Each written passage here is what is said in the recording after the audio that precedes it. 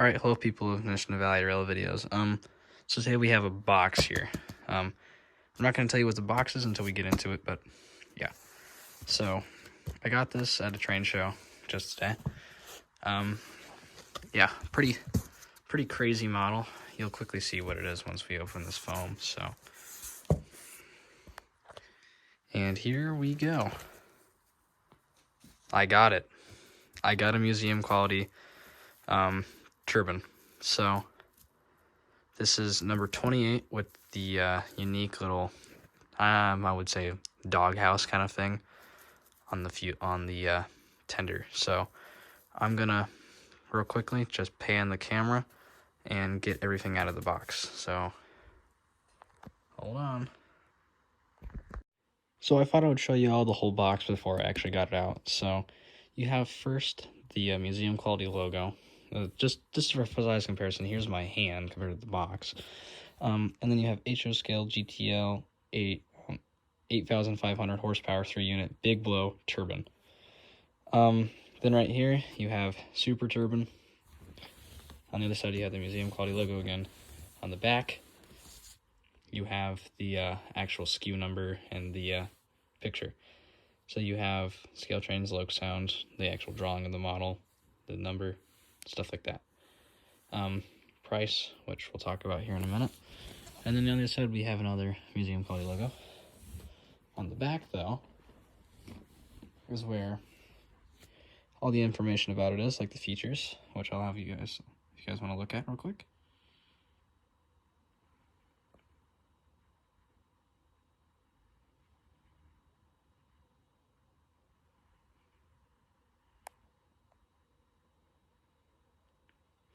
By the way, if you guys are sending something back to Scale Trains, this number or this address is now wrong. It is now at it's in Cleveland, Tennessee. It's on their website. So if you ever are sending something back, make sure to send it to the right address. So now I'm gonna get everything out of the box. So I'll be right back. So here's the box. So you have your museum quality manual, which warranty policy, handling, stuff like that. History of the model. It's kind of hard to look for the camera and do this. Basic instructions on how it works. More programming kind of stuff. Some more programming stuff. Some notes. And then some pictures. Which there's two versions that they decided to put in the manual. The rivet counter version and the museum quality version. I have a museum quality, as you can tell. This is the manual. I mean, exploded parts diagram, stuff like that. Stuff like that. And then on the back is the other side. So, yeah, pretty cool. Now, here's the super turbine.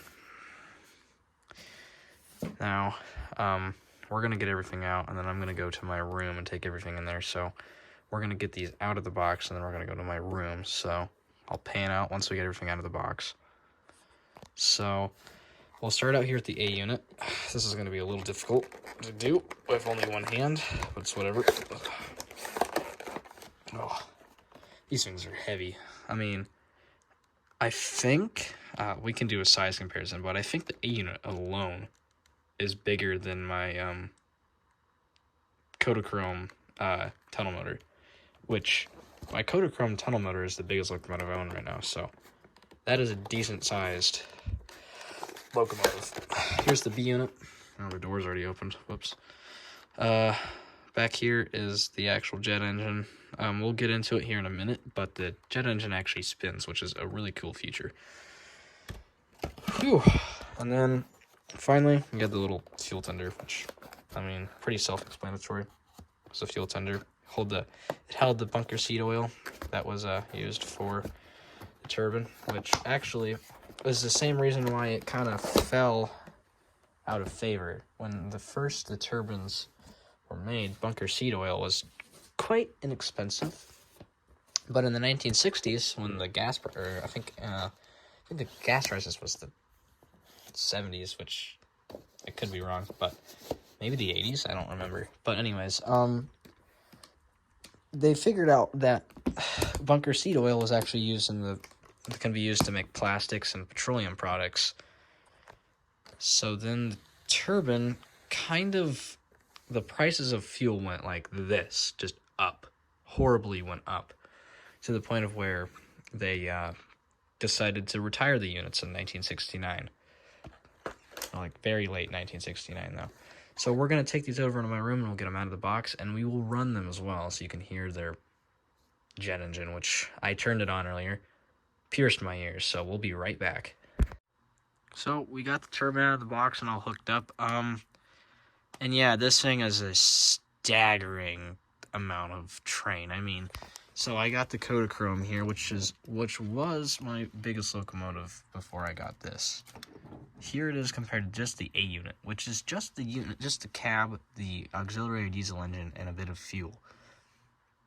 They're about the same length, which is crazy to think about. So yeah, it's a big locomotive. I got number 28, which is one of the later versions. They built them up to number 30. I looked about getting about number 5, but when the opportunity came to get one today, I just decided, well, you know what? Number 28's a nice number, so whatever. So I got this today at the show in Omaha. It's Nebraska-Iowa Railroad's Train and Toy Show. It was it was a nice show. It definitely wasn't like Rocky Mountain size at all. Rocky Mountain's a huge show, but at the same time, it's still a decently big show to the point of where you can enjoy it, and it's not too, like, you're not crammed in a small little room. It was on the soccer field that was in Omaha, so anyways. So more about how I got the turbine. So I've been looking at getting a turbine for a while. If you know about my poll, I either was going to get a turbine or a Rapido PA. I decided to get the turbine, but I still have a bit of money left over to the point of where I could start saving up for the PAs because they're still for sale over at House of Trains. So we might jump on that. But anyways, today we walked into the show, and the first booth I saw was Spring Creek. And I know Spring Creek had a few of these because I've been looking at them for a while. So I said, maybe we'll see one. And lo and behold, there was number 28, the only one that was here. The thing about number 28, or just about this unit in general, Spring Creek had it marked for $800 when Scale Trains has it marked on their website for $840. So I already told my grandma, hey, this is cheaper than even what the company sells them at. Do you think we could maybe look about getting it? And so she said, we'll think about it. And we walked around for a while, blah, blah, blah, blah, blah. And we basically agreed that we would go talk to the guy and see what we could talk him down to. Because these are really hard to sell from what I've been told by House of Trains. They're just so big, and the DCC or the DC versions just won't sell because the unit without the DCC controllers is really hard to put up because there's a decoder in the A unit, there's a decoder in the B unit, and then there's a decoder that's just for the lights and the fuel tender. So basically, that's adding another $300 to a unit, which already costs about $600, which is actually over the price of what it would be to just get the DCC version. So no one buys the DC version, and the fact that they're just such a big unit and it's such a limited market. They were only used from like the late 50s to the late 60s. There's only a 10-year market where these were used, and they were only used on UP, so it's extremely difficult to exactly justify getting one on your layout. I personally wanted one because, just look at the size. Imagine showing up to the club, oh yeah, I have this tiny little Jeep. Haha, I have a turbine. But anyways, yeah. So we were able to talk him down to $700, which, that's a pretty good price. So we bit, and yeah, now here we are. So yeah, enough blabbering. Let me put on my 9-volt. I have a Pro Cab, except I don't have the wires for it quite yet. Or not a Pro Cab, a Power Cab. Here, let me show you. I have a power cab. I just don't have the wires to hook it up to my track. So, yeah. So we're still using 9 volts, which, I mean, this is not bad, but still. So anyways, here we go. Oh, hold on. Sometimes it's a little difficult to get it on there. There we go.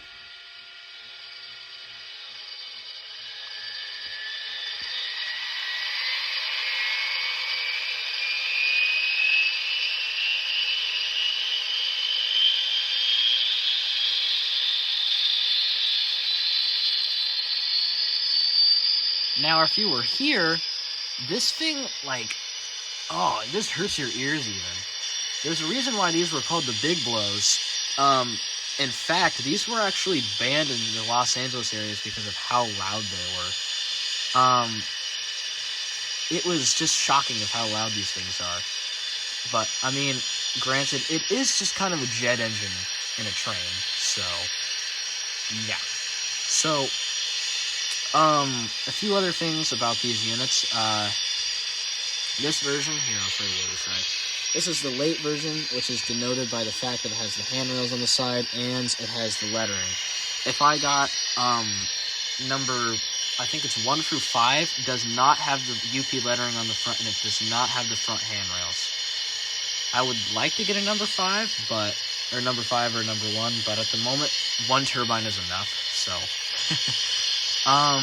Another thing about these units is that, later on, I think they actually, the trains got so big that they would have to lash a few of them together to even pull the trains at that point, because, I mean, trains were just getting so bigger and bigger to the point of where it was just almost a waste of time to use these units after the 60s, and also the fact that, how I mentioned earlier, bunker seed oil was proven to be used for plastic and petroleum uses, so the units just kind of got more expensive to run. Not to mention how just big of a headache it was to fix the locomotives because of the turbine. The turbine, if this was realistic, either one, when you start up the turbine, it would like whoosh, just shoot up flames, and 2, it would spit out an abnormal amount of smoke. These things, sometimes people called them bird burners because of how much they would just burn the air above them. They were just immensely polluting, and they were immensely loud. So, later on units, the entire B unit would be just like black, and then the front A unit would just be completely covered in soot. It was quite the sight. So I'm gonna do something real quick. I'm gonna take the A unit and the seed and the bunker seed oil tender off, and I'm gonna flip the B unit around so I can show you a bit of a cool little feature about the B unit. So we'll be right back. Alright, so I gotta turn on my flash for this because it's so dark in this room, but anyways, so if you're watching the turbine here, let me provide some power to the track real quick.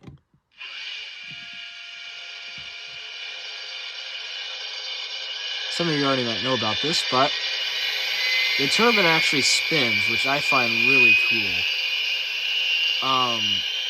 Yeah, that's just one of the museum quality features. There's also a few others, which is like, let me let it spool up before I try to speak. Actually, I'm just going to turn it off. So, another thing about the museum quality is it has frog clanks and, frog clank sounds and squeal curves and a few, curve squeals, sorry, it's late at night. But, yeah, it's just an interesting locomotive. So, yeah, that's everything I can think about the turbine. I will be joining a new club, so hopefully we can actually run this. That would be super cool. I mean, just imagine that. And then, some other upcoming events I can think of, not that I can think of. I'm just going to be uploading whenever I can. So, just stay tuned for whatever I see. I've been taking pictures a lot more, so maybe I should start I should actually have my Facebook page. So make sure to go follow my Facebook page. And, what else do I have? I actually don't have an Instagram. I should probably make one. But anyways, yeah, go like the Facebook page. I'm gonna, if I get a few more, or if I get maybe another just more followers that I actually know, then maybe I'll actually start uploading again.